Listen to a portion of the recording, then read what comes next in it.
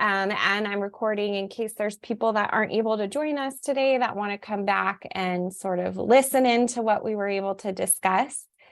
And in case there's any, pearls of wisdom that we want to go back and revisit. So welcome, everybody. We're here for our dynamic learning think tank. We'll be talking about artificial intelligence and ChatGPT and its implications for teaching and learning. Thank you, Michelle. We invite you to, we're a small group. We know everybody, but if you want to introduce yourself in the chat with your name, your title, where you're working right now, and what have you been hearing about ChatGPT? So when Rushton, Jason, and I started planning this meeting originally, coincidentally, Jason's received a couple of emails from teachers with questions. So we're just wondering, what have you been hearing in the wider world, but also maybe if it's come up at your site, what are you hearing from your teachers? And hi, welcome, Miguel. So I'm going to introduce myself really quickly. My name is Stephanie, and I work at the Santa Cruz County Office of Education as an Ed Tech and Innovation TOSA. This is my third year here at the COE, and I'm joined by my colleague, Jason. Hi, everyone. Jason Borgen, Chief Technology Innovations Officer for Santa Cruz County Office of Education. Perfect. Thanks, And Jason. we have our wonderful guest speaker from all the way from over the hill in beautiful San Jose / Santa Clara. And Mr. Rushton Hurley, you may have seen him before, international rock star presenter in education. So Rushton, you want to say a couple things? I would have said that I'm a guy who's been involved in education, successfully cleans up after my cat, and married up. But I'm good with what you said as well. So I feel like I'm left with more questions than answers after that introduction, Rushton. We'll have to talk later so that I can understand better. it's all about the animals, but yes. All good. Great. And we see in the chat that we're getting some insight into what's going on at your site. So Michelle is sharing that there's no concerns from her TK through 6 site so far. Erin's sharing some insight into using ChatGPT for grading. Cool. And Bobby, excited to hear that you're experimenting a lot with AI. So we will get into all of those today. Our objective, or the reason we're gathering, is really to explore and talk about ChatGPT and AI in general with a curiosity mindset, thinking about its potential applications and implications for education with our colleagues here in Santa Cruz. And I just want to share that everything that we'll be using today is all centrally located on our agenda. I'm going to put the link to that in the chat. That has the link to the slides. Also, all the sort of interactive pieces that we'll be using today are on the agenda, and also has resources that we'll be sharing at the end. So that's your one-stop shop for all the things that we'll be working off of. So one thing we really want to ask is what your current experience level is with ChatGPT. So we have a little activity for you to engage with. Of course, we want this to be as interactive as possible. And part of our think tank is to think through collaboratively, not solely. And so there is a link to a Jamboard activity for you to share your current level of experience. So even kind of where you maybe put your name on a Post-it note and put it on the little timeline. I haven't used it yet. It's a regular part of my workflow. So where would it go on that timeline? So again, go to the link to the Jamboard, click on this Post-it note, type your name in, and drag your sticky where it is. And Stephanie's going to model this for us right now. Except that I started on the wrong frame. There we go. And make sure you're on the right frame, which is frame 1. And just find an open spot. And maybe if you want to write one for your students, parents, families, or teachers as well, feel free. We're a small group because we want to just kind of see where we're at and what kind of conversations we want to have today and will have. Oh, and it helps to put your Post-it. Great. I was going to say with your name on it. So we know. I was like, who has the mountains of time? All right, Rushton.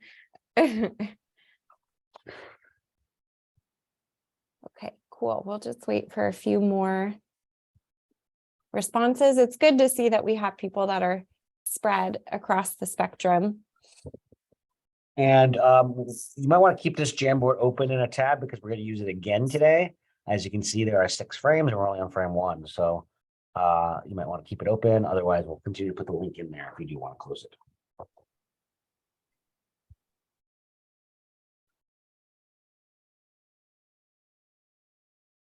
All right, so we get a good sense. We can see some people are kind of in the middle. Some people are more haven't really used it. We're all going to get a chance to use it today. And so we're going to walk you through it, how to use it. So we'll do that in just a moment. As we kind of look through this, I got off a conversation with a vendor last week. It's a tool called Grid Space. It's actually AI phone system where organizations are using it to answer phones instead of having a human receptionist there. And will actually direct your calls based upon the interaction of the person on the other end of the phone and what they're asking for. And so there's a lot of companies starting in this process, and it's going to change the way we work, I think, in the future. Obviously, we've seen it on the roadways with autonomous vehicles and or close to autonomous vehicles with Teslas and other pieces. And it's not the first time we really used technology to drive automation. If we think about our first time using a calculator or a speak and spell. Remember those? Anybody use a speak and spell back in the day? Again, that's kind of automating our approach. You know, we've used spell check over the years. Again, automation has helped us be more efficient, not to scare us. And so, but Russ is going to talk a little bit more about that in his little presentation.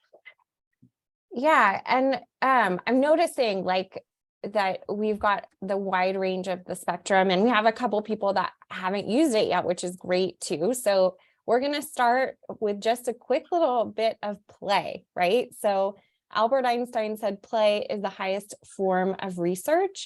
So we're actually going to have a little bit of independent exploration time to dig into ChatGPT just to play around and see what the possibilities are. What are some of the things that you can do with ChatGPT? So Jason's going to start by doing some quick modeling, and then I'll go over some guides for thinking about using ChatGPT to explore. So I'm going to stop sharing for a second and turn it over to Jason, who's going to do a quick demo of digging in to ChatGPT. All right. So thank you, Steph. So this is the ChatGPT interface. Just by a show of hands, has anybody seen this page before? 3 people. All right. If not, when the first time you go to ChatGPT or chat.openai.com, it will redirect you to this page. The first time you sign up, you want to just sign up. Once you have a sign up, you can sign up with your Google account. We know every single one of you use Google in our school district, so you can easily sign up with your Google account and do single sign-on. I'm just going to go ahead and click login here and say continue with Google and pick my Google account. And then it takes you to this one little homepage where you can create new chats or use existing chats. All your existing chats will show up in the sidebar. You can continue to have conversation with this AI tool. It is made to have conversations, not just ask one question, because you can dig deeper. And it's almost like having an empathy interview with a computer. And you can continue to dig deeper, and get the right answers you're looking for. So in this case, maybe I'm a teacher. I can click new chat, but you can actually see on the bottom, there's this little chat field down here. This is where you can actually ask your first question. And so in this case, maybe I'm a teacher looking for 5 bullet points to add to my slides tomorrow about Abraham Lincoln, because we're doing a little presentation on Abraham Lincoln. So I'm going to say, give me 5 bullet points about Abraham Lincoln's life. And of course, you do want to spell correctly. Is that right? Abraham. Okay, I'm just going to do like that. Let's see if it spells it. And boom, it gives you exactly 5 bullet points. He was largely self-taught to become a lawyer in Illinois in 1836. He also served in the Illinois State Legislature and the U.S. House of Representatives. Well, these words are great for high school adults, but really I want to make this I want this written for an 8-year-old. Instead of me synthesizing this, I'm going to say, because this is a chat, this is not a one-time only search. I'm going to say, can you put this in words of an 8-year-old? Right? I'm just having a conversation with the computer. Jason, I'll add that it says something about you if you are a person who, instead of writing "put this in the words of an 8-year-old," you type "please put this in the words of an 8-year-old." Yes. And then you can see it takes the same exact 5 bullets and synthesizes them for me for a 3rd grader. Very simply and very easily. Just like that. I can say, can you rephrase, please? For a 6th grader, or let's say a 12-year-old. Whoops. I even have a typo. Whoops. What? Sorry. I like that it knew what you meant, actually. And then it signed me out for some reason. So let's say, and sometimes it's a new service. So sometimes you'll have these this configuration or outage issue. So Jason, while you're reconnecting, Yes, for the group of you, could you just put in the chat, yes, that I've seen this kind of thing before, just yes or no, like that's the first time you've seen somebody do something like that in ChatGPT? Thank you, Aaron. Style points for getting us going there. Thank you, Michelle. Thank you, Bobby. It's okay to say no, by the way. If you're a no, that's totally fine. And as Rushton is looking at the answers, looking at the data, I want to show you, I lost connection. I had to re-log in. But the cool thing is all your chats are saved. So you can just reinitiate it, click on it, and access it again. So I'm going to try this again. And that takes it, gets it a little bit deeper. This is great for quickly differentiating and personalized learning for the different students you have. You can say, okay, now, you know this is for a 12-year-old, but you don't have to know that Johnny reads at a 12, as a 12-year-old or as a 6th grade student. And he or she may be in 8th grade, 9th grade, 10th grade. But you're going to provide this quick bullets section for that 10th grade student who's at the grade level reading level of a 12-year-old. And so easily can be able to pull that data very quickly and quickly differentiate when needed. That's just an example. We can go on. You can say, give me 5 more. You can continue to have conversations with this computer. Just a quick little tool, which you're going to try in a moment for your own use case. Thanks, Jason. Yeah, Cult of Pedagogy has a great episode on using ChatGPT for teaching. And that is one of the things that they go over. It's like the skill of learning how to prompt ChatGPT and how to get more and more specific, or how to get better at asking exactly what you're looking for. That's really the skill that will help you to get the most out of it. So I love how you modeled sort of being able to hone in for language that's appropriate at different ages and grade levels. So what we're going to do is we're going to give you each a chance to sort of play with ChatGPT, acknowledging that it sounds like some of you have seen a demo like what Jason already did. Some of you have spent time like Aaron, maybe using it for grading or for other things. But just so we all have a baseline experience of understanding, like, here's how ChatGPT works and here's the things that it can do. I'm going to put some links in the chat that go along with the directions that you see on the slide. So what we'd like you to do is to follow the first link to open ChatGPT, and then you can use the sentence frames that are provided to explore. So there's one like, provide me with a lesson plan related to Abraham Lincoln that provides students with an opportunity to create a project that would work for blank grade, right? So if you're not sure how to get started, you can use one of our sentence frames, or you could try one of your own. We're not asking that you have to stick to something that's teaching and learning related. You could, really play with ChatGPT and ask something like, what should I eat for dinner? And see what comes out there as well. If you get stuck, like Michelle, if your filter isn't working or you want us to demo something for you, we're going to open, okay, great, a self-select breakout room so that we can help troubleshoot. And what we ask is that while you take about 5 minutes to play with ChatGPT, that you go back to that Jamboard as well And on the second frame, just jot down any questions or ahas that are coming up for you as you're exploring. So this might be your first time with ChatGPT. It might be your second, your third, your 10th, or your 20th time using it. But we ask that you take the opportunity to take the next 5 minutes to play and then record what questions are coming up for you. And every response is somewhat unique as well. So you can continue digging in and digging deeper for the answers you want. Maybe you're a teacher, you want to find a lesson plan around a specific standard. Try that standard. Or you're a principal and you want to send a communication to families, you don't want to draft it yourself. You can get specifics. We're having an assembly on fire awareness. Please create communication to families for me, and translate it for me as well. And you can even do all that and see what comes up. Finally, if you need help or support, we're going to have a breakout room set up, so you can go there for support as well. So just click on the breakout room tab on the bottom. That Stephanie will help set up here in a moment. And we'll be there to support you, ask any questions, answer any questions you have, or you can't get logged in, etc. Yeah, so we'll take the next 5 minutes. So we'll come back at 4:23, if I'm doing my math correctly. And yes, Janie, thanks for linking that article that I just referenced. That's the one. All right, have fun exploring, and we'll come back at 4:23.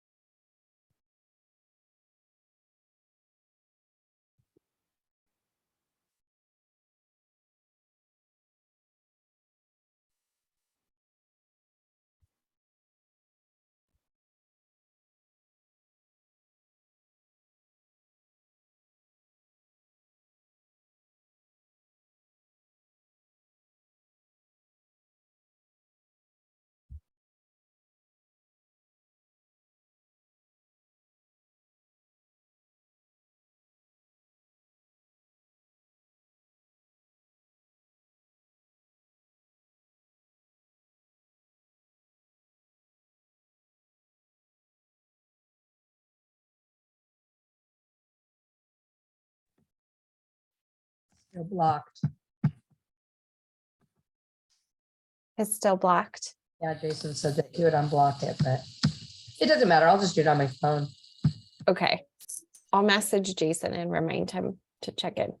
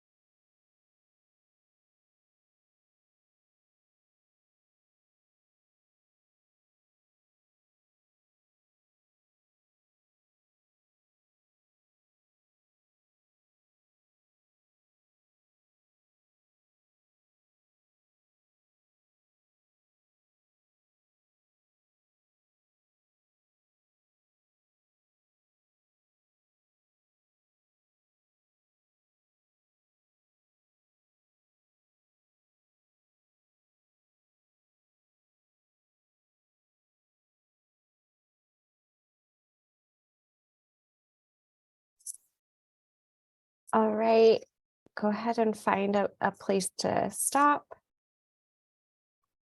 And don't forget to add any questions or ahas that came up to the Jamboard. I'm gonna stop sharing for just a moment and see if anybody wants to sort of share out loud what they noticed, how they played with ChatGPT, a question that came up. I thought it was cool that it gave me a response and then I said, can you explain it in Spanish? And it translated it. That's awesome. I just saw that on the Jamboard. That's cool, Jeannie. And I tried what Jason did. I said, can you explain this to an 8-year-old? And it changed. I asked who said know thyself, and it told me kind of the history. But then when I said explain it to an 8-year-old, it kind of told me what the quote meant. So I thought that was interesting. Yeah. Okay. Cool. I put in there, I'm wondering if there's, and I'm sure somebody has, a Google Doc or some kind of document where you can have like a list of prompts to better prompt it. Like say I'm trying to write a paper or I'm trying to grade something or use a rubric. Or is there like a doc that somebody has created or a spreadsheet that actually prompts ChatGPT in a more precise way? Good idea. Like a flow chart or something. Like start here and then use these questions to guide it to something more specific. Great thinking, Erin. I see lots of heads nodding. That feels like that would be useful. Okay. I am going to actually turn it over to Rushton, who's going to talk to us a little bit about ChatGPT before we go into some more discussion time. So thanks, Rushton. Hey, thanks. And hi, everybody. I love the size group we got, by the way. This is absolutely an opportunity to drill in on things that you might think are most relevant to what you're doing.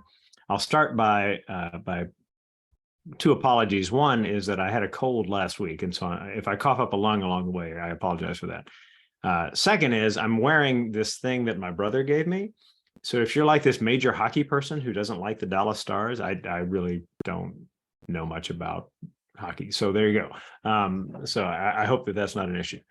Now the whole thing about ChatGPT, though, is you've probably heard any number of things about it at this point. You've tried it, that we've done together.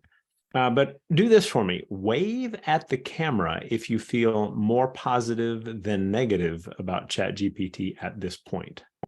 All right, a couple of you. Wave at 4 of you. Wave at the camera if you feel more negative than positive. Wave at the camera if you're like, I don't know.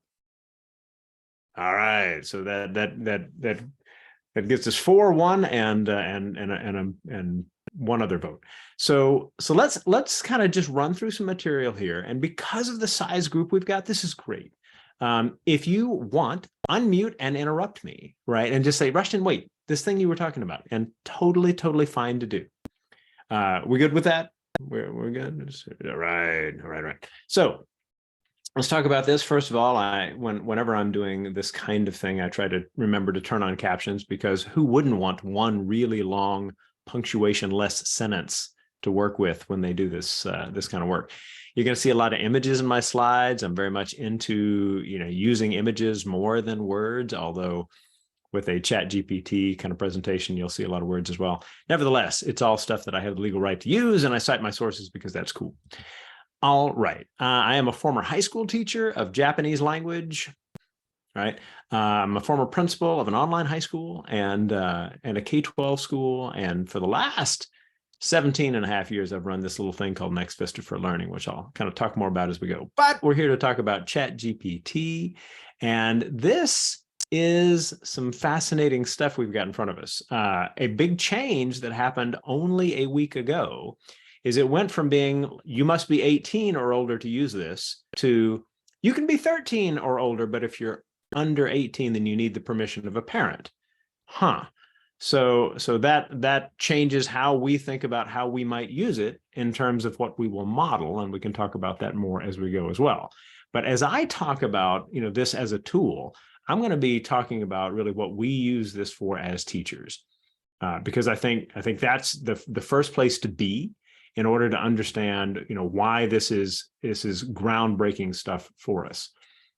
So the whole thing of it getting, it being able to write out an essay is not hopefully news to you at this point, but it can.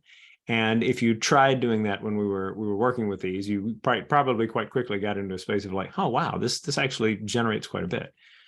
But let's kind of move from that. And now you think about what Jason was doing, saying, write this for a 12-year-old, write this for an 8-year-old, rewrite this at Lexile 400, and it'll do it. Now, that means that a teacher can take a passage and create all sorts of differentiated material for her or his students. That's interesting. So that alone makes it a very interesting tool for us, but it just keeps going, right? Like one of the things that I'm going to quickly plug, a project called the Educational Videos for the Science and Prevention of Wildfires, which is a thing I'm involved with. And if any of you are like, wait, that sounds like a cool project where kids would be making videos to help other kids around the state better understand wildfires, and you get a bunch of free stuff, stay in touch. So at one point, I actually tossed into ChatGPT, write a series of scripts for 30-second videos describing causes of wildfires. Boom, it did it. I was like, wow, check that out. They're kind of short though. Make each one longer. Boom, it did. It will do these things. So like that Cult of Pedagogy post that really is like, this is the example machine. It totally is, right? Now, it doesn't just do writing, by the way, because what it's drawing on is the content that was on the internet, or at least a big chunk of content that was on the internet up until 2021. So it's important to know that this is not a search engine. It's not searching the internet at the moment. It's just not doing that. It's working with all of this content that it was trained on. And so if you ask it for something that's current, it may use the words in your prompt to try to put something together, but accuracy is not necessarily what you're going to get out of this, right? But if you're a coding teacher, this has a lot of interesting things as well, right? You can have it debug code, you can have it give commentary on code, you can have it do a lot of things. And additionally, you should know that when ChatGPT writes something for you, it writes it in a particular style. Now, you can change the style, but if you are a teacher who's like, oh my God, kids are going to use this. Look, yes, but let's hold that thought for a bit, because there's a lot of other things that kind of come with this that are really, really impressive for what we do. So we have to kind of take the potential problems of this in a number of directions as we measure it out with the different things that it can do for us. Now, that whole thing of a style, by the way, if you say, okay, rewrite this in another style, like, so I had it write a little thing about pandas, just like, hey, give me an essay about pandas. And then I said, rewrite this in the style of the King James Bible. And it came to pass in the land of China, there did dwell a creature of great wonderment. Yea, verily, the panda. That's kind of fun, right?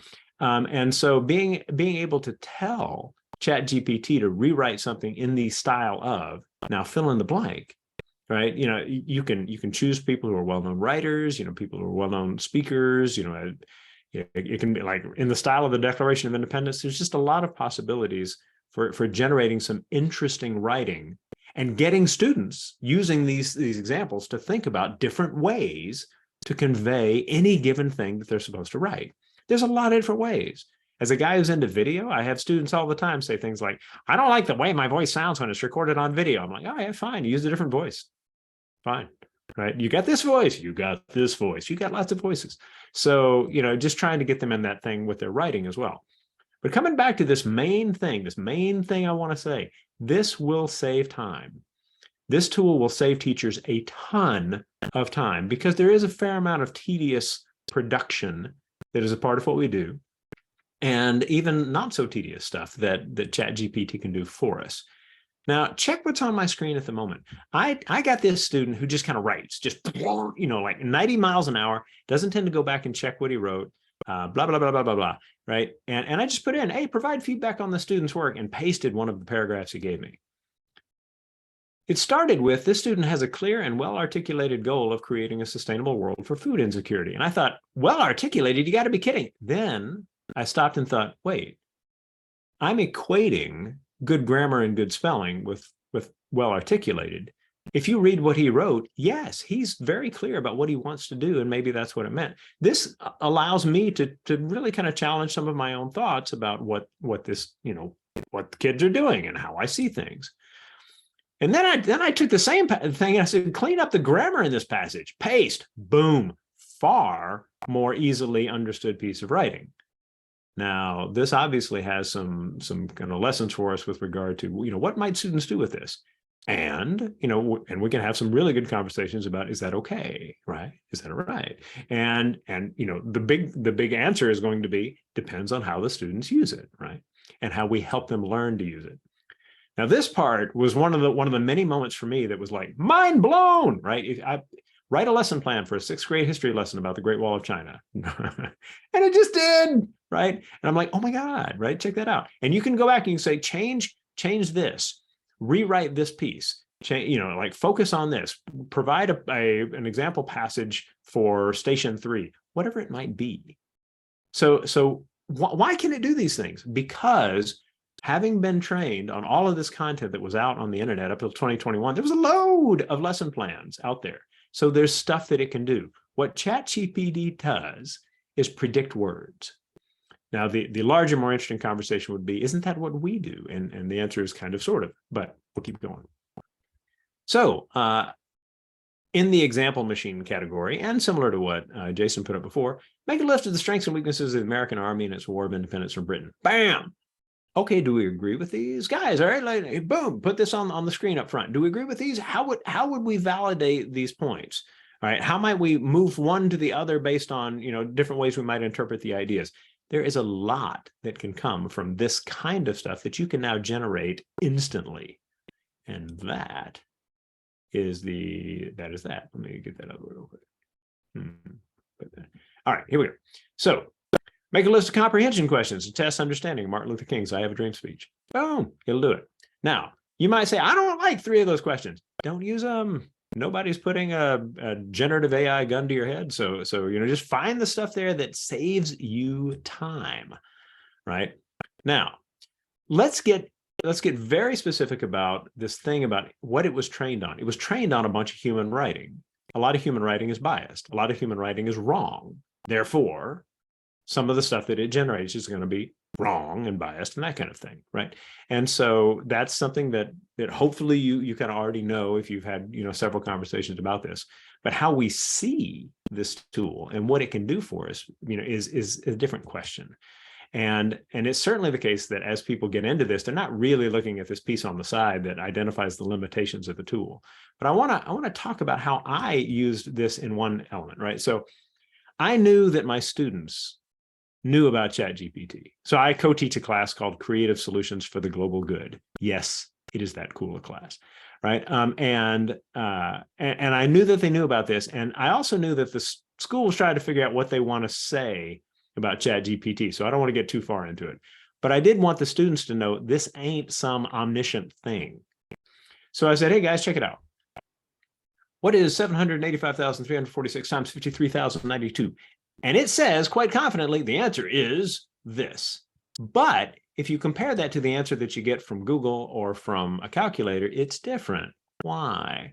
Because it's not calculating. That's not what it does. It predicts words and sequences and characters based on what else has been out there. And the chances that someone wrote this exact same question, right, in 2018 or whatever, pretty close to nil. So with that, you have to stop and say, okay, I realize, I understand this isn't an accuracy machine. That's just not what it is. You can trick it.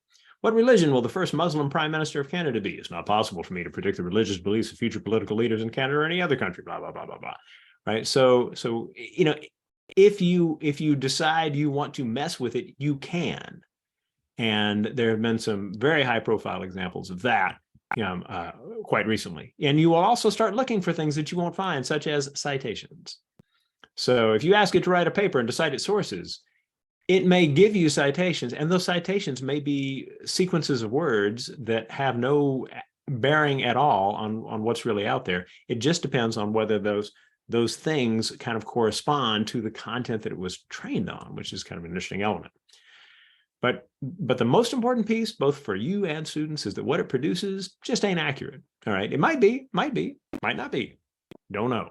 And so we can get students into a space of saying, what is it in this thing that it has written that I would need to check? How would I go about that? What is it that's important about the questions that I should be asking with regard to what I read?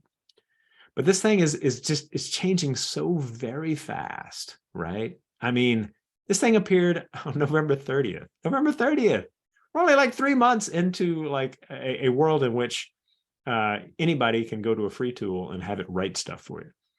And that actually represents all kinds of potential, both good and ill. I will tell you this fascinates the living daylights out of me. It scares the fecal matter out of me as well. It really, really does, because, you could use a tool like this to generate a tremendous amount of propaganda and get it out there. I mean, there's just a lot you can do. You'll find that it's a little harder to get on the system during school hours. How about that? And so if you can't get on, just know that if you come at it a little later, it might work out.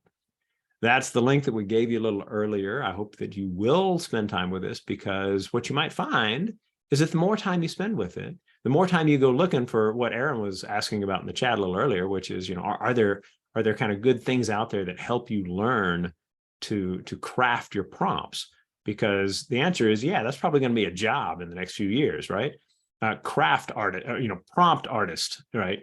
And I saw one really, really well-written thing that said, hey, look, this is the English major's dream, because the people who are going to be able to use this best are people who can say, use this kind of approach to writing it, use this kind of vibe. You can tell I'm not an English major, and doing it in such a way that you really use this tool to generate all kinds of fascinating and interesting stuff. So that's out there.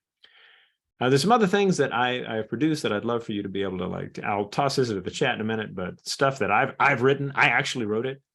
I should add, by the way, that there are tools out there that say, oh, we can find out whether any given passage was written by an AI tool, ChatGPT.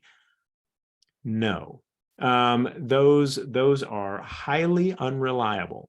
And you might say, oh, no, it gets it 90% of the time. Really? So you got a class of 30 and 3 people wrote their own thing and it says that they didn't. And how are you going to be spending your time for the next few weeks, after that kid has just been accused of cheating when the kid didn't cheat? Great. All right. So we can talk more about that, but do not go down the road of it'll be okay. They'll have systems that check for this. It ain't that kind of thing. And so I just wouldn't believe it. And you can sign up for a newsletter, and I'll get that in there as well. I wrote some books, and that's me, and that's the peanutizeme.com version of me. And I think, Steph, that I have stayed under 20 minutes, which I hope makes somebody in this room go, impressive. There you go. Hopefully that's helpful to you guys. Hope you liked it, and happy to talk about it more. And really quick, just to add to applicable pieces of what Rushton mentioned, because there's so many implications to this in our classrooms with our students and so many different variables. And as you're seeing, if you work with English language learners, how you can turn this in Spanish and make it accessible for them. Mm-hmm. Janie mentioned communication. Somebody mentioned on the Jamboard is not very good, but it can be a good catalyst to get you started. So it's still not there yet. It's brand new, as Rushton said. Somebody did also ask about, how can we then take this and put it in Google Slides? So I just want to quickly show you something that's already out there. Because there's open API with this, it actually works with Google Slides with an add-on or extension called Magic Slides app. So in the Magic Slides add-on, I just typed in Abraham Lincoln Life. I want 10 slides, I said, and add additional info. And I click generate. And you can see this. It created this quick Google slide for me automatically. Not perfect, but getting there.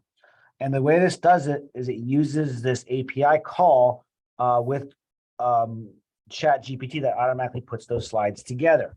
And that's why there's some cost associated with it, very limited, that they this company or this person who created this add-on pays for, but there's ways to upgrade it and pay more to automatically generate your slides. But again, it starts you out, it starts teachers out, it can start an administrator out and building slides for any kind of event or any kind of activity. Maybe they want to talk about a new health framework or ethnic studies framework or curriculum. It's a quick way to catalyze yourself to make it easier, for example. They have the same add-on or similar add-on for sheets and docs as well. And so you can try that out and use something similar. And I'm just going to pause for a second and ask, because I didn't completely understand, Jason. So I want your help in translating. So part of what I'm excited about this afternoon is that we have like a very diverse set of expertise that's gathered here in the room.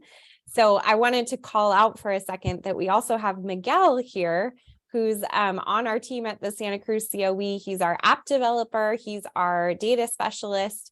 He is a literal rocket scientist. Is that correct, Miguel? I know, astrophysicist, ex-astrophysicist, along the lines. Thank you.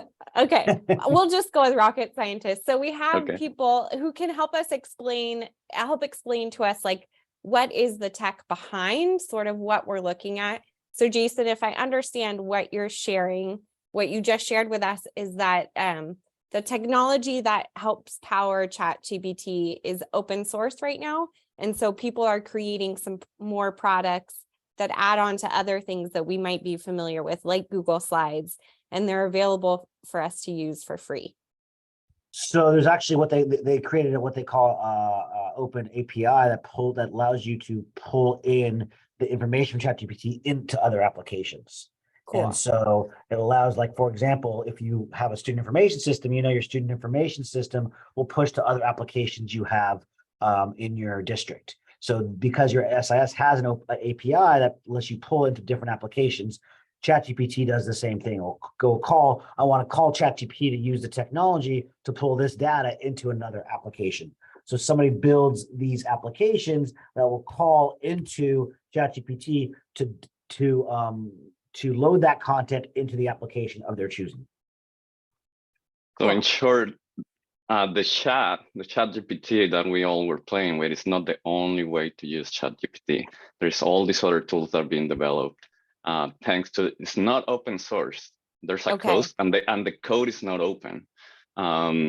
But there is a way to interact with ChatGPT through an application interface, that's API, that just integrates with other different tools and applications. And as an introduction, it can be free because it's low cost, but eventually all these other developers are being charged to use the API calls. And so there is a cost for some of these applications if you use it a lot.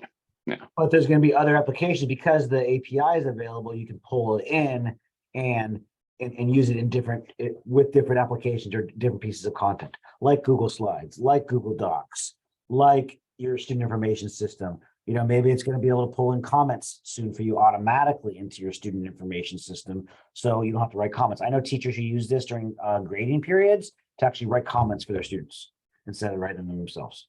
And the student is funny, caring, and smart, and then it creates a nice little narrative comment for them for their report cards. So that's another use case as well. But again, so you don't have to copy and paste it over. It's just a quick little way to get it into those pieces of content that you actually want to use it for.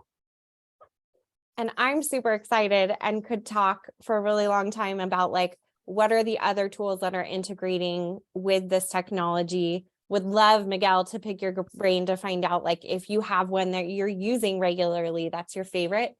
But it's important that we hear from everyone here what they would like to talk about. So I'm going to share my screen just for a second and go back to the Jamboard. So thank you to those of you who added your questions. And I noticed, Rushton, as you were sharing, that was sparking other ideas and questions that were being added throughout your sharing as well. So I know it's not perfect, but I tried my best to organize and group the thoughts that were on the Jamboard so that we could come to a consensus about, we've got until 5:30 together. What are the things that we're really curious and want to dig deeper into as a group? So like Jason mentioned, there was a question about I noticed when I started to write something for family communications, it wasn't perfect, but it seemed like it was a great start. There was another one about how quickly it was able to come up with a lesson plan. Janie shared that anecdote about being able to use it to translate into Spanish. Very important, understanding if Haagen-Dazs really is the best ice cream. I will have to go and ask ChatGPT that later to find out the answer. So all of these we kind of grouped into the idea of like, how can we use this technology as a tool? Leaving that question a little bit open, right? Like, how can we use that as a tool for teachers? How could we use that as a tool for students? How could we use that as a tool to figuring out which ice cream brand we're going to buy? And then over on the right-hand side, also noticing, thank you, Erin, like thinking about, we've noticed that the answers that ChatGPT gives us are only as good as the prompts that we put into it. So what skills can we develop to become better at prompting ChatGPT, and then to support our students and staff to also do the same? So if you've joined for a think tank from a long time ago, right? We had them for distance and hybrid learning. You might remember that one of the key parts of the think tank is that we generate all our questions, and then collectively we vote on the ones that we would like to talk about. So today we're going to vote on and pick 2. Here's the form. I'm going to drop the link in the chat. You'll notice that there's more questions on the form than we just generated synchronously together. It's because I also collected them from the registration form. So on the registration form for this evening, there was a question: what would you like to know more about in terms of ChatGPT? And so some of the questions are pulled from those responses as well. So our choices are: will future employers of our students expect that students will know how to use this technology? And if so, in what ways? How could we manage AI in an educational setting? Could this technology, might it help with teacher shortages? How can we get better at and support others with becoming better at prompting ChatGPT? How can we use this as a tool? And how can ChatGPT work with other things? So there was that sort of question of like, how is it syncing with some of the other tech tools that we're using? So I'm going to give you just maybe 1 or 2 minutes very quickly to vote. I'm sorry if that's confusing. It says your 2, and please vote for your top 3. Please vote for your top 2 for the sake of time today. So pick your 2, and then we'll see which ones end up coming up on top.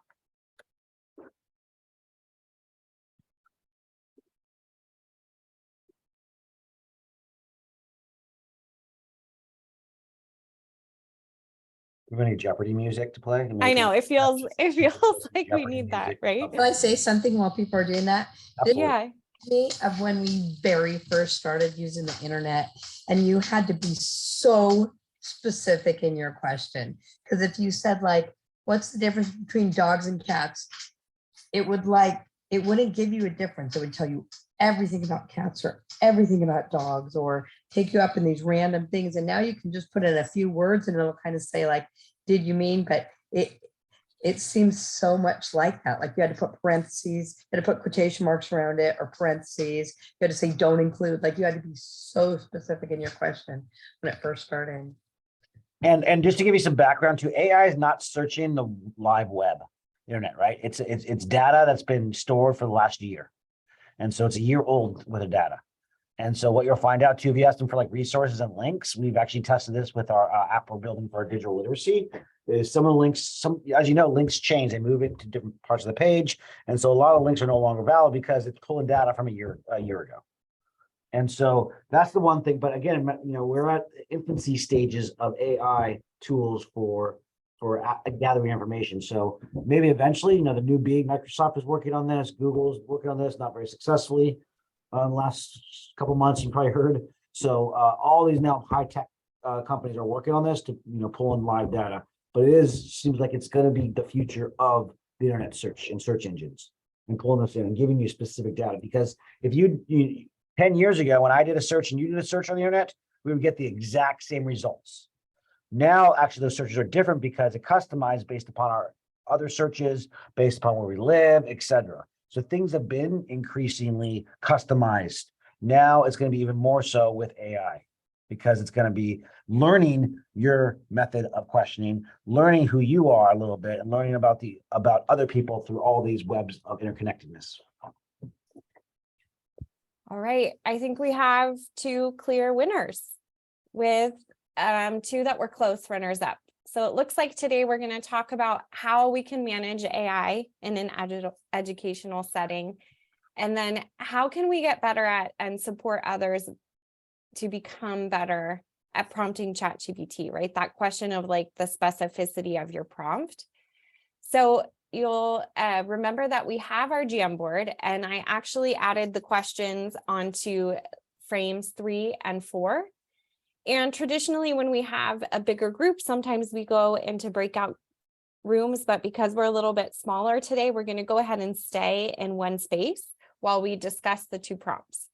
So we're going to pose the question to the group, and then we'll just have an opportunity to sort of share and discuss before we move on to the next question. I'll do my best to sort of transcribe the things that are shared onto the Jamboard, but again, we're also recording so that people who aren't able to join us will be able to look back and tune into our conversation for the insights. So for the next 10 minutes, I'm going to go ahead and set my timer.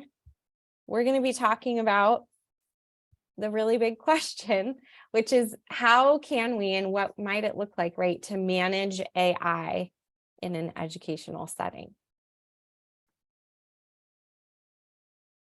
So I'm going to pause there, and I'm going to start my timer for 10 minutes.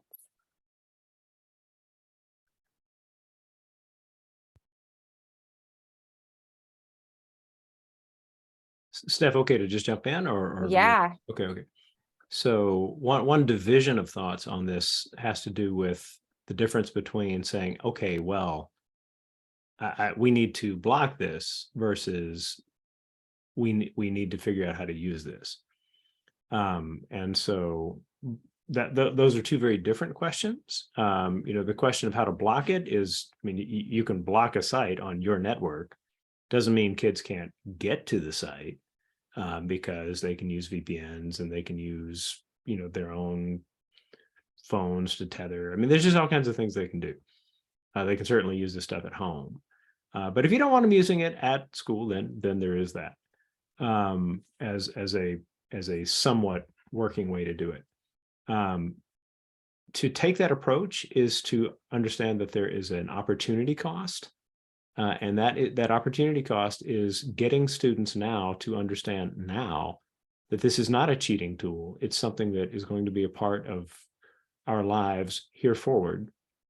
And we can use it in honorable and constructive ways if we choose.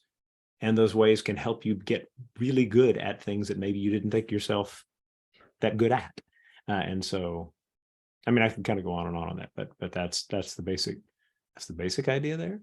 And I hope that as you look at it and you think about, the basic piece of management is age, right? Students have to be 13 or older to be able to use it, and they can only do so with parents' permission. Therefore, you have to know whether parents have given permission if your 13 to 17-year-old students are going to use this. Hey, I'll let somebody else kick in. Well, I know Stephanie and Janie, we have talked about it before, but what was the who was the person that put out, like, is it cheating, and had that timeline of like what using ChatGPT as like a sentence starter or something that could help prompt students, but what they do with the results of that, it's not, I'm taking this, copying and pasting it and putting it as my own as an actual essay. That is clearly cheating. You're not doing it yourself. But how do we rework some of the prompts that we give it? Which is why I'm wondering, like, if somebody has come up with a list of ways to prompt so that it does prompt students to have the ability to use ChatGPT in an ethical way where they're grounding themselves in ideas more than just, here's the content, I'm going to cut and paste it. Do you remember what that was? Or I think. Yep, Yeah. I just dropped the link to Okay. it in the chat. Not perfect, but it was Matt Miller was the one that tweeted it out. It was like that spectrum of considering like what's cheating, what's plagiarism. Like we might need to like think of it now more as a spectrum rather than like black and white. And it, I think Matt Miller also came out with a lesson plan that to me sounds like the closest to what you're describing, Erin. It was like the Franken paper or something. And Bobby, I see you nodding your head. Bobby, did you see that one? It's a Franken template. Yes. Yeah. And so it's like, correct me if I'm wrong, Bobby, but it's putting the prompt in to ChatGPT 3 times or something, and then picking the best pieces of it to get you started with your first draft and explaining why you chose each of those pieces, but then writing your own draft, acknowledging that like these pieces came from ChatGPT, but like, here's all the pieces that I added. Here's how I changed it. Here's the citations. It really prompts the students to become editors. Yeah. And that's how I think as a former English teacher at the high school level, I just feel like that's where this is going. Like, how do we make our students become editors of ChatGPT versus consumers of the content that it's filtering out? And then I believe Matt Miller's coming out with a book at the end of the school year about ChatGPT and like how to use it in education. So I've seen the titles, but I'm eager to see the content of the book. I think it's next month he's saying that he's going to go to press. Yeah. So in terms of like how to use it and how to think about it, here is a thing that I put together that's available right now. It's about 30 to 45 minutes worth of content. Number of districts are using it to get, their people to have something, have a legitimate kind of thing to look at together, and in order to discuss these things. So that's there.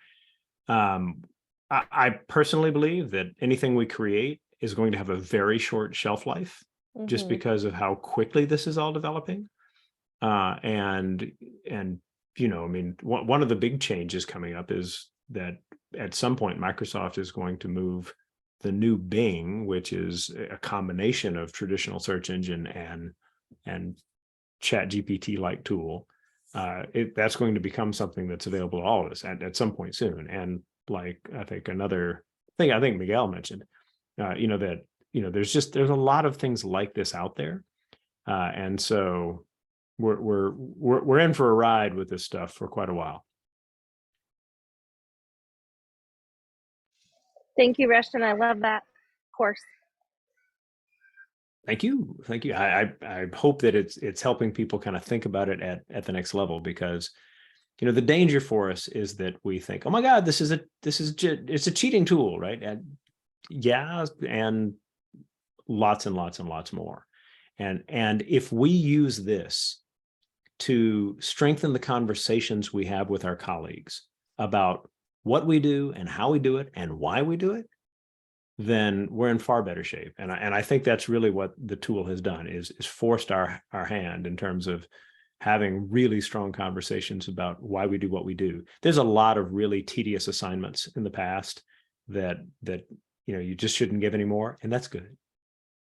And I'm noticing that Christine raised her hand, which is very timely, because Christine, I was just about to broker you into this conversation and say, as I was saying about a diverse set of people, we're lucky to have Christine here, who co-facilitates our group on grading for equity. And so I was wondering, Christine, what was going through your mind during all of these comments? So I work with grading, and I also work around with school counselors. And so I've been having a field day typing things in, and, like, how do you get student feedback on grades? How do you determine how students feel about their grades? How do you determine if grades are equitable? And just, like, so many things come up as discussion points for teachers and groups. And then also school counselors in our state have like this huge caseload and don't have time to meet one-on-one with students. And so I am in I direct the College and Career Collaborative. And so I was like, what if you could get kids together in a classroom and have them type in, like, how do you get to college? How do I choose a career? And use that as a discussion framework. because not every classroom educator is necessarily an expert on college and career readiness and awareness. And so that is just a way to sort of bring things up. And then also, so I'm so excited, sorry. Also, there's that question that students always have, and I know you've all heard it too, like, how does this matter to me in my real life? Why am I learning this? And so I was like, what are careers in mathematics? Or like, there's so many different ways you can engage students with this content and help give them access to knowledge, perhaps that they wouldn't be able to get in like what we call drive-by counseling, like the kid that always goes to the counselor's office. Like, how can you provide this information for all of the students in an engaging way, as opposed to someone just standing up in front of the class? Anyway. And Christine, I think you hit it on the head. You said the right thing. Like a lot of teachers don't have the knowledge to be able to do this. So how can ChatGPT help with that content expertise, right? And that's key.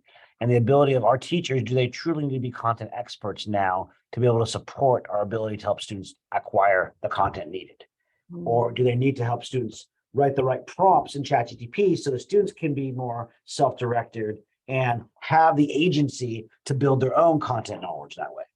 And it's key. And you look at like somebody who is credentialed at the AP calculus level, and do they, are they the best person? Because they are the best person to teach high school right now because they have a degree in mathematics and they passed the CSET in AP calculus or to teach calculus.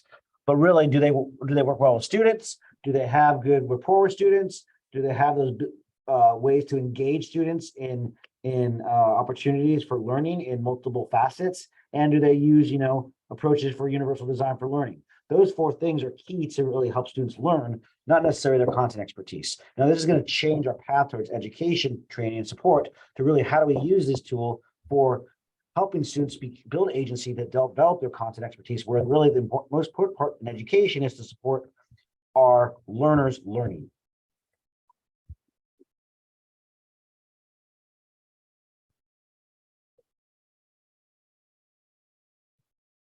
Bobby, you have your hand up. Yeah, I did. I was back on Rushton's the topic we were on just before this one, when you were talking about teaching the students how, or the staff how to use the ChatGPT, the AI. One of the things that I experienced when I was working over at the virtual academy, at the high school level, the students were turning in essays, and I had actually inherited a group of high school students that the principal had been working with prior, and she had run all of their essays through AI software that was checking for plagiarism. And no surprise that it was coming back as plagiarized.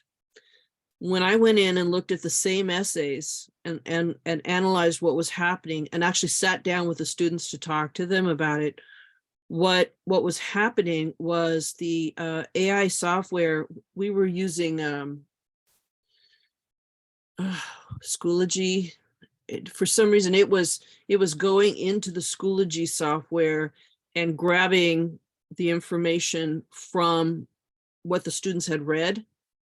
So the students were quoting properly what they had read, but the AI was seeing it as plagiarized because it was directly, you know what I'm saying?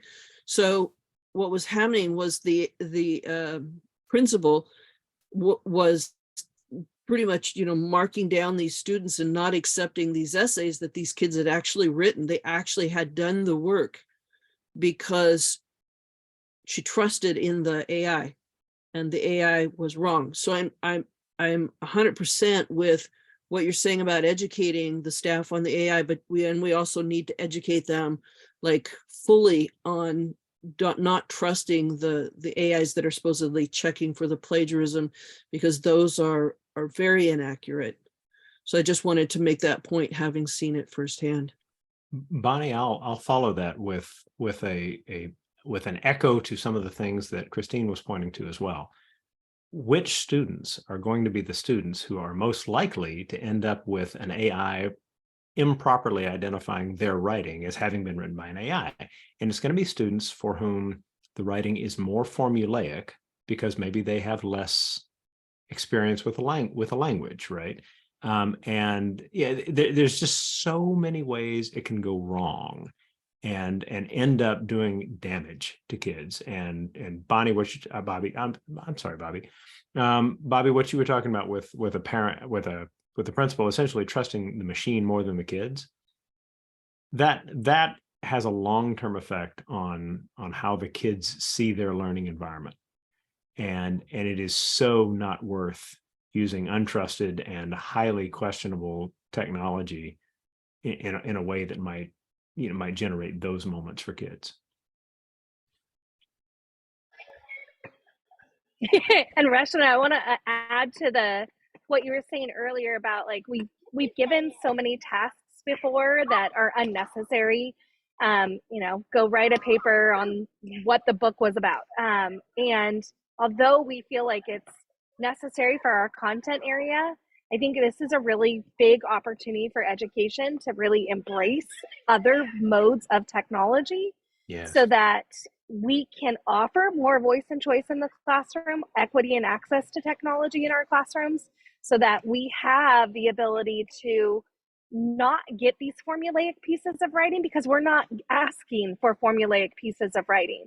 We're asking them to create something that is going to go with them much longer, whether it's a flip video or whether it's them creating, a Canva or Adobe Express, whatever it might be, like asking them to be now the creators instead of the consumers of content, and not just expecting papers to come out of them, I think is really going to be pivotal in the next few years as ChatGPT becomes more largely used. And we know in education, a 13-year-old limit is not going to stop educators or students from using it if they're younger than 13.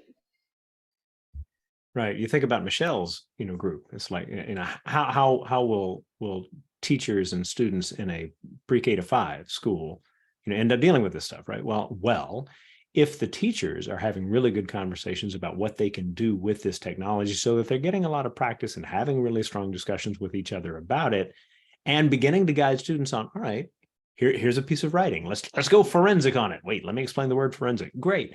Like those kinds of moments where students have more of an opportunity in an active environment where there isn't like just where we're doing more than just validating right answers, right? And kids have the chance to say, when the person wrote this, or when the machine wrote this, or whatever it is, how do we know this and this, right? Like, yes, come up with those questions. If there's more time with that and less time doing, essay number 5, of the semester or whatever it is, we're moving in a good direction. Totally. I'm going to be the timekeeper and notice that we might want to move on to the next prompt. But before we do, I just want to ask if there's any final comments or thoughts that are coming up for you around this idea of managing / using AI in an educational setting.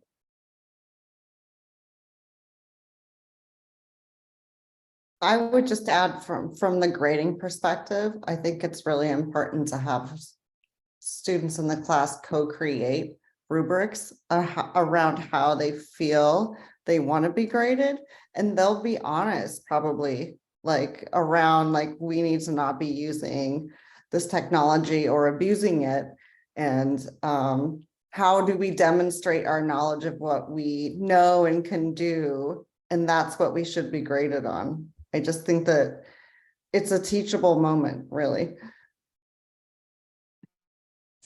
And with that, I think it's important to have that conversation with the grading teams as well. How do we have this conversation from a systematic standpoint of grading and evaluating our students' success and achievements? All right, with that, I am going to move us to the next prompt. I wish that I could think on the fly of a really great segue from that to the next one, but unfortunately, it's just going to be a little stilted. Our next prompt that we voted that we wanted to think about was that idea of prompting, of like, how can we ourselves source expertise on prompting, become better at prompting, and how can we support others to do the same? So Steph, the segue that you might want on that one is, Thanks, Rushton. if we are truly professionals in an education environment, like we're not all just playing school. Here's an assignment, you did it, good, check, next thing, right? Instead, we are people who are trying to figure out what's right for our kids and how we make that work for us as well.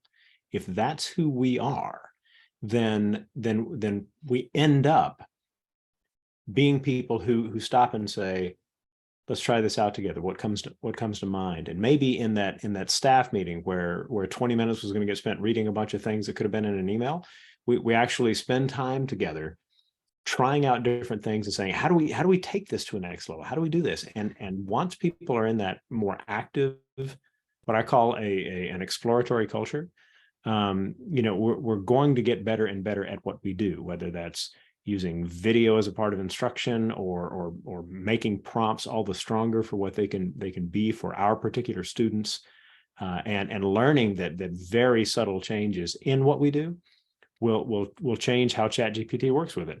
I put write a request for blah blah blah blah blah blah, right?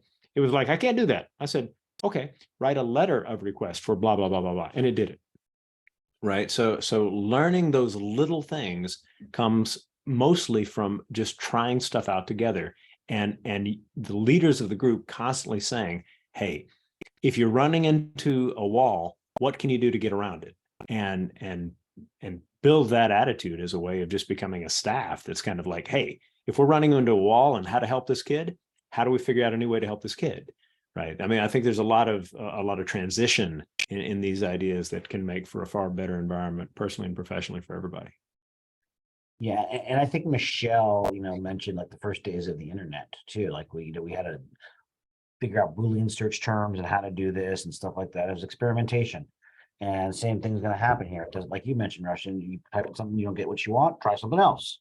It's an iterative process, and knowing that it's okay to fail, and it's perseverance. And so, same thing with the early days of the internet. I didn't know how to search for something. We got completely bizarre results, and we continue to refine.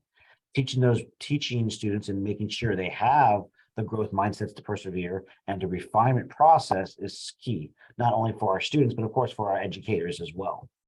And one thing, just to add to that too, one thing I used to teach Avid, and one thing we taught when we taught Avid class is how to write a good question. And again, align that and scaffolding that to like a framework like Costa's levels of questioning, and using that as a framework to drive your question. I think that's something else you may want to consider, is how to write good questions and using Costa's levels of questioning to define your questions you ask in ChatGPT.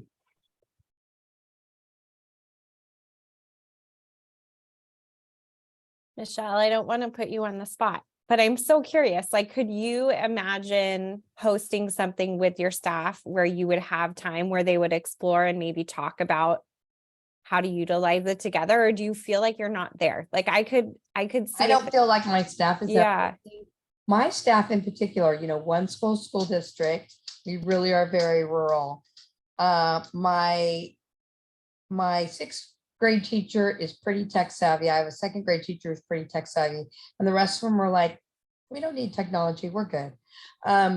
So I surely wouldn't start with, I think it's super important that our staffs know about this, because I've heard about it. That's why I wanted to come today, just to find out more. But especially for elementary, I think they're really afraid of it, and they're like, oh, we're going to lose writing, we're going to lose everything that we have.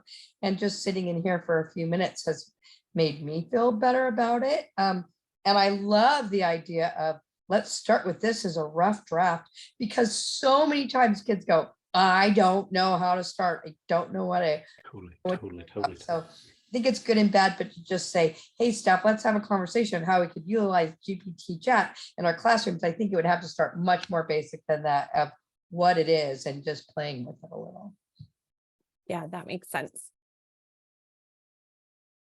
So shameless plug, Michelle, and anyone else who's up for this plug. My nonprofit is doing a grant related to wildfire education. And one of the things that comes through that grant is some free PD for your school. And so if that's something you want to explore, that's something that I would be very happy to talk to you more about, because you know there's all kinds of things that Steph and Jason have kind of available to them as well.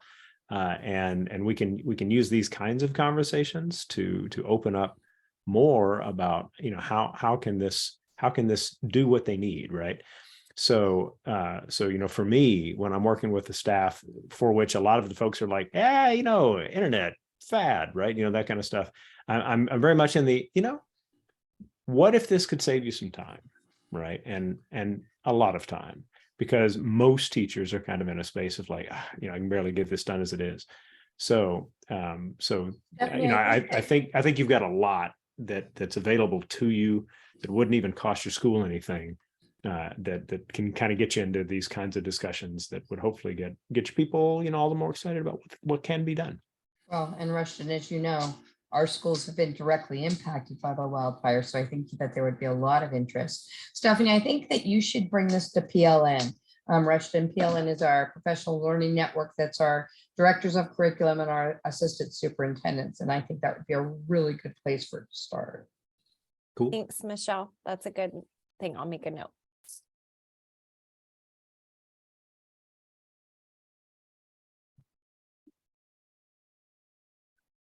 And, you know, on that, with Rushton's work with the wildfires, one thing we've been trying to do in the last couple of years is build these helping students and staff build these video projects. And how do you write scripts for videos? How do you record video? You know, what's the artistic piece, creative piece? But also you have that novelty piece of playing with cameras and iPads and cool microphones and stuff, and getting kids excited by building a script. But I think using a tool like this can leverage the teacher saying, oh, it takes so much time. They have to build a storyboard. They have to build a script. But some of the leveraging of using this, remember, it's just a technology, and technology is just a tool. And that always new innovations scare people a little bit, but really focusing, it's just a tool, just like our old tools we had, right? Spell check scared people for many, many, many years. Now spell check is just there. We use it. Calculators. Remember, you can't use calculators. You can't use calculators. Now calculators are used everywhere. And so how do we use this as a tool to support our efforts and to help us do our jobs better and help students do their jobs better? And that, I do have a segue for that one. I was wondering, has anyone worked it into their workflow? Is anyone using this regularly? And if so, how are you using it?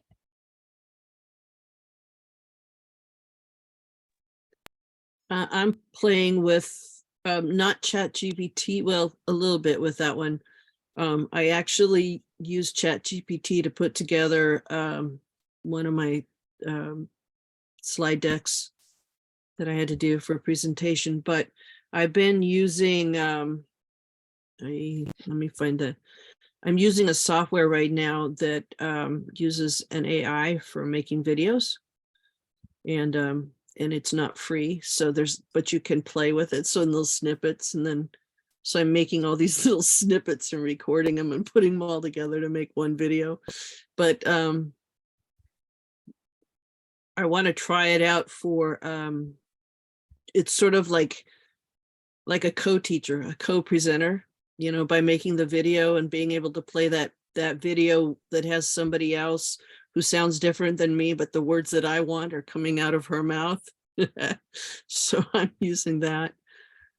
And that's been helpful. It'd be nicer if I could just go in and, you know, but I think the cost right now is a barrier to entry for a lot of the teachers. So, and a couple other things just to, you know, add to this, you know, is how do we use this not just for writing text, but, you know, there's Dolly, which is basically image generation. I don't know if you guys seen that, but this will actually create artwork and images for you. So you can have newly created images for your slides, for student posters, and you're not, you know, infringing on copyright by just pulling images around the web. And so this is something else to look into as well. I just put the link in there. It's completely free, again, as part of another OpenAI project. But you can put any prompt in there. It'll create a unique image or images for you to choose from. And again, it can teach students around fair use and not to infringe on copyrights, because too many people, even teachers, go in and say, I want to find a Google image, and somebody has a copyright right on that, and not understanding digital use and copyright law. And this would go against that by telling them you can generate AI artwork or find images via AI.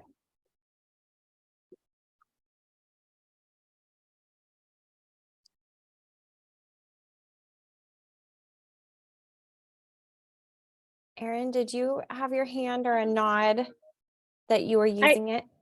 I mean, I use it all the time. I use it in emails. I help teachers. I've explored how to take a lesson plan and add computational thinking or computer science elements within it. There's so many different ways that I've used it to really help teachers. And then recently really showing teachers like, how can we use this to grade so that the burden of like, I have this paper that my students wrote or a rough draft, and I want to tell them where they're on the rubric. And so inputting the rubric, asking it to grade it and explain why they're at the area is just a conversation starter for the student to then say, how do I develop my paper better so that I can produce something more later on to the teacher and not just have it be, completely done. So another ways of formative assessment for students, especially our English language learners that have those grammar and spelling errors, and it doesn't hinder it at times hinders the content. And so really kind of removing those and really talking about how do we increase our learners, especially our multilanguage learners. I get so excited about that because I feel like it really ties into the work that Christine is doing and like exactly what Christine was talking about in terms of like having the students be really conscious and aware of like what the rubric says, what the standards are for mastery. And so like being able to students now have the agency to like input their own work, get that feedback, and then make the revisions necessary to move up in that scale of proficiency is super exciting. Especially now with standards-based grading. I mean, it just really puts them in a place where they know exactly what they need to do to improve. And it's such, I mean, I don't necessarily want to go back to the classroom, but I almost do because I'd like to see this actually test out in classrooms and really use it. And that, I have to beg teachers to do it, but I'm getting a few they're willing to play around with it in their classes. What is it?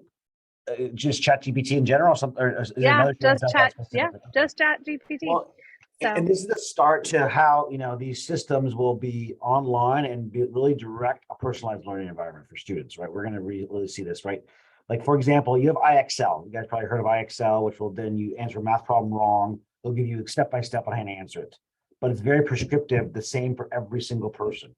Using an AI tool that's going to be built on top of a educational technology software to do such a thing is going to be very personalized and direct the solution individually based upon how that student performs previously. So it's going to learn that student and really personalize the answers and the explanation for that individual student, how that student runs best. And that's a game changer.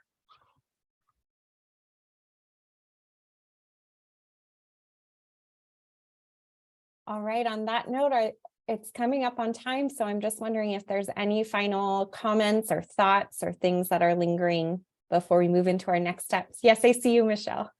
My only thing is, and I think, and Rushton, you've probably heard this too, but my biggest concern is the people that are in the upper end of their tenure, like myself, is that whole cheating thing and letting like, and I don't intend us to solve that today, but I just think there's going to be so many of us that it's going to be hard to get around that it's not cheating.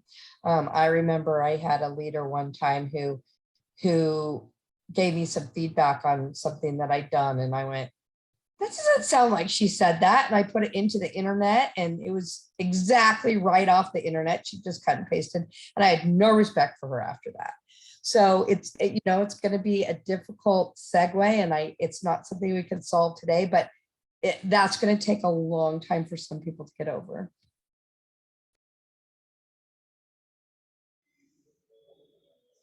Yeah, I think conversations with students is going to be the first goal, is really showing them how to ethically use something like this. And then I did this just because of equity of access, but having students create in the classroom or giving them tasks that are not recreatable by ChatGPT. And I think that's where we have to go as educators. We can't live in the past and ignore that it's here. It's knocking on our doors. And I recently heard a teacher cancel the rest of the paper that they were supposed to do for the year project because of ChatGPT. And I question, what is this paper really proving to you if ChatGPT can do it? And so what are you really trying to learn from the students? Have the students learn themselves if it's just completely recreatable by a robot? And so really honing into what skills do we want to teach our students?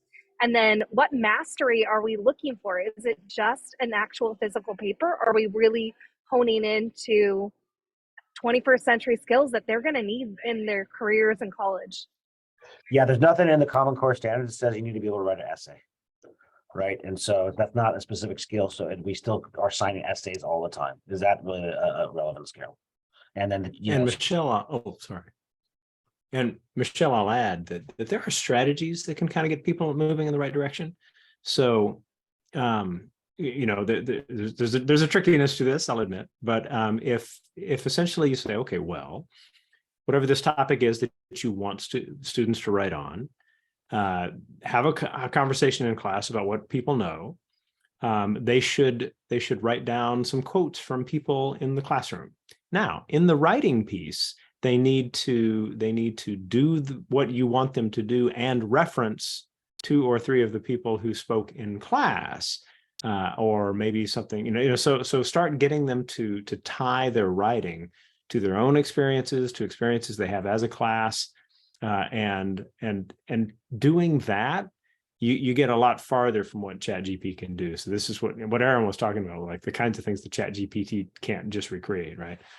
But that can also get a teacher who might be hesitant to move from where they've been for a while into a better space. Just the idea that people would have a meaningful conversation, take notes on what they hear from each other. Might end up making for a better environment all by itself. And I hate to cut us short because honestly, I could talk on and on about this. Christine and I share a hairdresser, and the last time I went to get my hair cut, she accidentally asked me about AI, and I think I spent the rest of the time talking, and she was like, "You seem like you're really interested in this topic." And I was like, "I'm sorry, there's just so much, and I haven't been able to process it with anyone."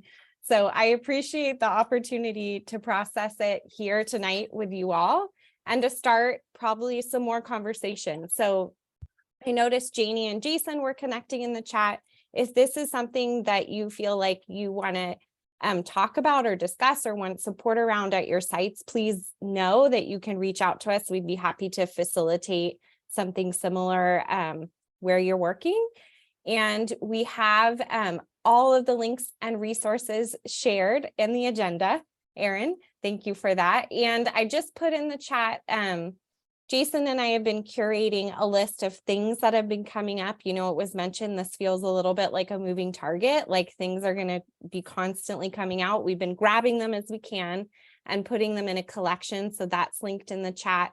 Rushton's course is linked in the chat. There's a feedback form, which we appreciate if you have ideas or insights on how this meeting went. There's also an event coming up that's hosted by Q, and you don't need to grab all these things from the chat. They're in the agenda. Today is recorded, so I will be sending out a recap email that has the agenda, has all the resources linked, and the recording in case you feel like that's helpful for someone that wasn't able to come. And with that, we're 2 minutes over. Thank you all so much for spending the evening and afternoon chatting, and lots of food for thought. So thank you all so much. Good to spend Thank time with you. you. Thank you, Rushton, for being here.